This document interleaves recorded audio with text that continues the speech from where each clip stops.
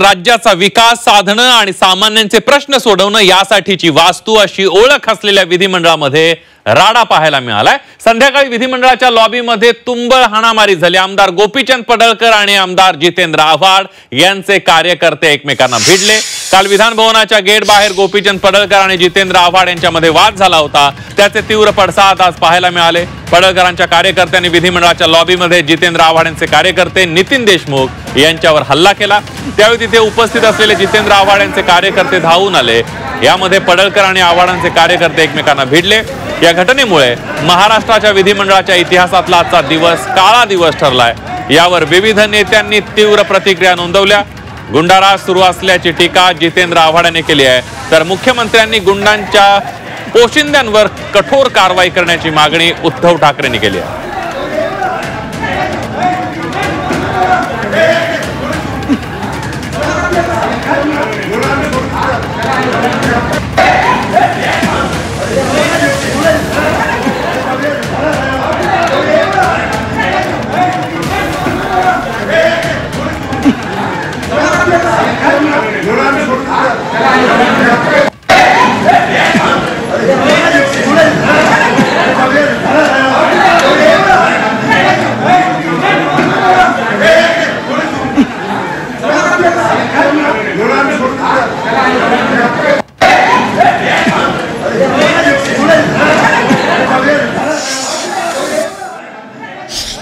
बोला, हल्ला कोणी केला?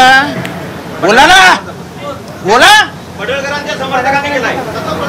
कशाला प्रश्न विचारता आम्हाला? तुमच्यात बोलण्याची हिंमत नाही तर प्रश्न कशाला विचारता आम्हाला? सांगा कोणी केला?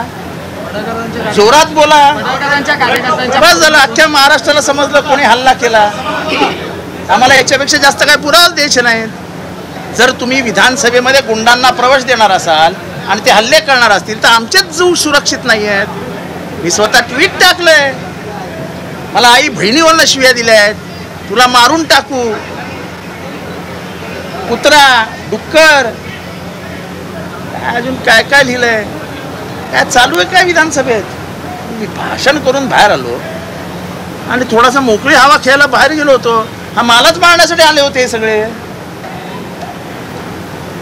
म्हणजे विधानसभेमध्ये विधिमंडळाच्या पायऱ्यांवर भवनामध्ये आमदार सुरक्षित नसतील तर कशाला राहायचं आमदार? काय गुन्हा आमचा? कोणीतरी मवाल्यासारखा येतो, आमच्या आई बहिणीवर शिव्या देतो, त्याला ऑफिशियल लँग्वेज म्हणून डिक्लेअर करा ना।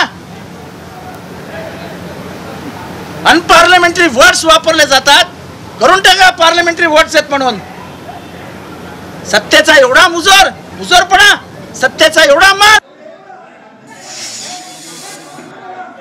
आमदारांना धक्काबुक्की, ही गुंडागर्दी आता विधान भवनापर्यंत पोहोचली असेल तर मग हे फार अवघड आहे। ताबडतोबीने गृहमंत्र्यांनी आणि मुख्यमंत्र्यांनी सगळे विषय सोडून या गुंडांवरती आणि त्या गुंडांच्या पोशिंद्यांवरती कडक कारवाई केलीच पाहिजे। तरच तुम्ही या राज्याचे पालक मुख्यमंत्री म्हणून जनतेला तोंड दाखवायच्या पात्रतेचे आहात, असंच मी म्हणेन। या पवित्र सभागृहाच्या प्रिमायसेसमध्ये असा राडा होणे, विधिमंडळाचं पावित्र्य त्या ठिकाणी न राखणे हे काही आपल्याला शोभणारं नाही आहे। त्यामुळं पडळकरजींनी माफी या ठिकाणी दिलगिरी व्यक्त केली आहे। आव्हाडजींनी आता आपला त्या ठिकाणी माझ्याही चर्चा केली आहे। यानंतर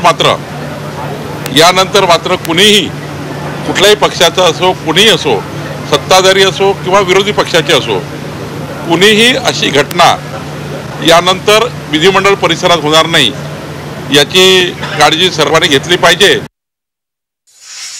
विधान भवनाचं काम आहे राज्यामध्ये कायदा सुव्यवस्था प्रस्थापित करण्यासाठी चर्चा घडवणं, त्या चर्चा अनुरूप अंमलबजावणी करणं। जर सभागृहाच्या आसपास अशा घटना घडत असेल तर अतिशय गंभीर बाब आहे आणि फक्त पोलीस विभागाच्या माध्यमातून या गंभीर घटनेची चौकशी मर्यादित करू नये। हक्कभंग समितीला हे काम दिलं पाहिजे, अनुशासन समिती निर्माण केली पाहिजे आणि हक्कभंग समितीच्या माध्यमातून जो कोणी चूक केली, ज्याने कोणी गुन्हा केला त्याला 2029 पर्यंत प्रत्येक अधिवेशनात जेलमध्ये टाकलं पाहिजे आणि हक्कभंग समितीमध्ये हा अधिकार आहे।